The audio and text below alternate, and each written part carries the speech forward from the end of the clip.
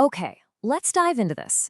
We're going to talk about a concept that's, well, absolutely crucial for writing code that doesn't just work, but works brilliantly, especially when things get big. We're decoding space complexity. So you've been there, right? You write this awesome piece of code. It works perfectly with a little bit of data, but then you throw a massive file at it and it just keels over. It slows to a crawl, or even worse, it crashes completely. So what is going on there? Well, the answer to that whole mystery, it's a thing called space complexity. This is the key that unlocks how your program uses one of the most precious resources on any computer, its memory. So what is it exactly? At its heart, space complexity is just a way to measure how much memory your algorithm needs to run. But here's the crucial part. It's all about how that memory usage scales as your input gets bigger. It answers the one question that really matters. The bigger your input, how much more memory are you going to need? Now, we usually talk about this using something called big O notation, and there are two super common types you'll run into. On the left, you've got O of 1, or constant space. The best way to think about this is like having a single fixed-size toolbox. It doesn't matter if you're building a birdhouse or a skyscraper, you only ever use that one toolbox. Then on the right, we have O of n, or linear space. This is more like a conveyor belt. For every single new item you add, the belt has to get a little bit longer. Your memory usage grows in a perfect, straight line right alongside your input. But why should you even care about any of this? I mean, as long as the code works, who cares how many toolboxes it's using, right? Well, it turns out it matters a lot. See, memory isn't infinite. It's a very real, limited resource. When your program starts getting greedy with it, the consequences hit you hard. Your program slows to an absolute crawl because the computer is struggling to find any free space. That leads directly to those unexpected crashes we talked about. If you're running this stuff in the cloud, inefficient memory use gets really, really expensive really fast. And yeah, for those of you prepping for interviews, you will be asked about this.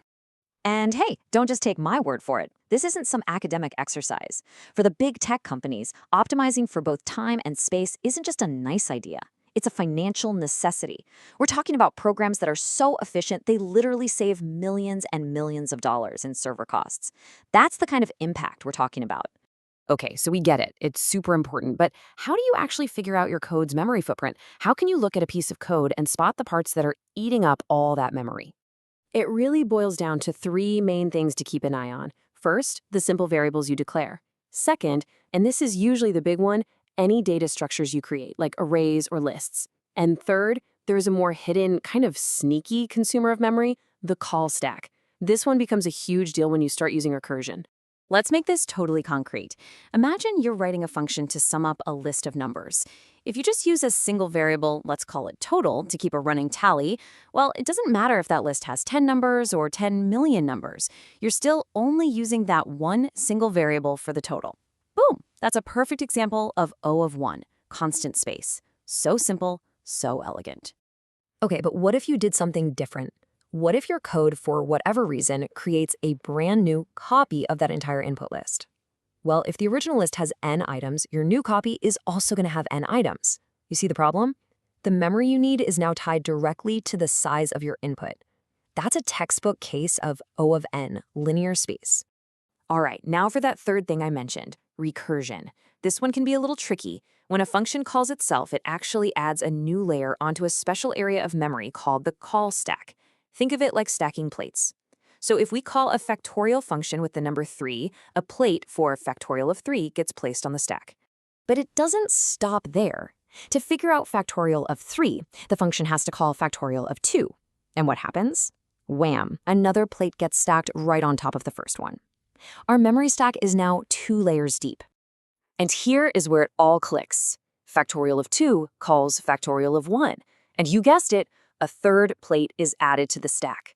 You can literally see how the height of this stack grows 1 for 1 with the input number n. And that, my friends, is why this recursive function has a space complexity of O of n. So now you can spot where the memory is being used or, being wasted. But how do you actually fix it? Well, I've got a killer pro tip for you that you can start using today.